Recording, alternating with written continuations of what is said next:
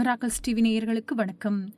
எங்கே இங்கிருந்த கட்சி திமுகவை மலை போல் நம்பி கரட்டி விடப்பட்ட கமல். கூட்டணி தொடர்பாக கமலஹாசன் எடுத்த முடிவில் அதிர்ந்து போயிருக்கின்றது மக்கள் நீதி மய்யம். கமல் எடுத்த இந்த முடிவை எதிர்க்கட்சிகள் ஒரு பக்கம் விமர்சித்துக் கொண்டிருந்தாலும் மையத்தினரே இன்னும் அதிலிருந்து மீண்டு வரவில்லையாம். வரப்போகும் தேர்தலில் நேரடியாக திமுக கூட்டணி என்றில்லாமல் காங்கிரசின் மூலம் சீட்டை பெறுவோம் என்று நினைத்து கணக்கு போட்டிருந்தார் கமல். இதனாலேயே ராகுலின் நடைப்பயணத்திற்கு கூட நேரடியாகவே டெல்லி சென்று வாழ்த்துக்களையும் சொல்லிவிட்டு வந்தார். எனினும் 10 சீட்டையும் பெற்றுக்கொண்ட காங்கிரஸ் கமலுக்கு ஒரு சீட் கூட ஒதுக்கவில்லை. முதல் முறையாக திமுகவுடன் கூட்டணி அமைப்பதால் தனக்குரிய கௌரவம் தருவார்கள் என்று கமலஹாசன் எதிர்பார்த்தார். ஆனால் அது நடக்கவில்லை. திமுக கூட்டணியில் இடம்பெற்று நிச்சயம் ஒரு பாராளுமன்ற தொகுதியில் மையம் போட்டியிடும் என்று அனைவரும் எதிர்பார்த்தனர். ஆனால் அதுவும் நடக்கவில்லை. திமுக தரப்பில் பேசிய போது ஒரு சீட் தான் தருவோம், அதுவும் திமுக சின்னத்தில் தான் போட்டியிட வேண்டும் என்ற நிபந்தனை விதித்ததாகவும் அதை கமலால் ஏற்க முடியவில்லை என்றும் செய்திகள் கசிந்தன. இப்போது மக்கள் நீதி மய்யம் கட்சிக்கு மேல் சபை எம்பி பதவி மட்டும் ஒதுக்கப்பட்டுள்ளது.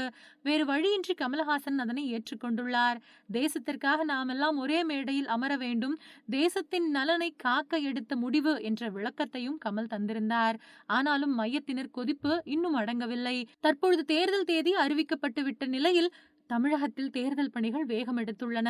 தங்கள் கட்சி சார்பில் போட்டியிடும் வேட்பாளர்களை அறிவிப்பதில் தமிழகத்தின் பிரதான அரசியல் கட்சிகள் மும்முரம் காட்டி வருகின்றன. இந்த நிலையில் முதல்வர் ஸ்டாலின் தொடங்கி உதயநிதி ஸ்டாலின், கனிமொழி மற்றும் அமைச்சர்களின் டூர் புரோகிராமும் தயாராகி வருகின்றது.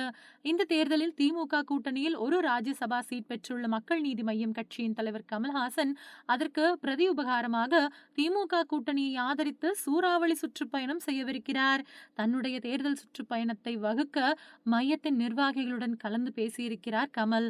ஆனால் யாருமே இதில் அக்கறை காட்டவில்லையாம். மாநில நிர்வாகிகள் சிலர் மட்டுமே கமலின் வார்த்தையை வேத வாக்காக எடுத்துக்கொண்டு மாவட்ட நிர்வாகிகளை தொடர்பு கொண்டு பேசினர்.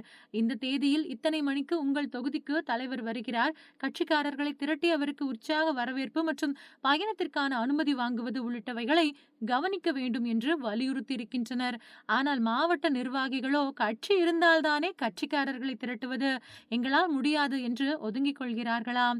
பல மாவட்டங்களிலும் மையத்தின் நாட்கள் ஒதுங்குவதால் என்ன செய்வது என தெரியாமல் தன்னுடைய தேர்தல் டூர் புரோகிராமை திமுகவிடமே ஒப்படைத்து விடலாமா என்று கமல் யோசித்து வருகிறாராம். மையத்தின் நிர்வாகிகள் பின்வாங்க காரணம் ஒத்த ராஜ்யசபா சீட்டுக்காக திமுகவிடம் கட்சியை அடகு வைத்து விட்டாரே என்கின்ற கோபம் இன்னமும் அடங்கவில்லையாம். அதனால் இந்த தேர்தலில் உலகநாயகனின் ரசிகர்கள் தேர்தல் களத்தை விட்டு விலகி போய் கொண்டிருக்கிறார்களாம். அடுத்து என்ன நடக்கப் போகிறது என்றே தெரியவில்லை. பொறுத்திருந்து பார்க்கலாம். மீண்டும் அடுத்த செய்திகளில் சந்திக்கலாம். அதுவரை இணைந்திருங்கள். நன்றி, வணக்கம்.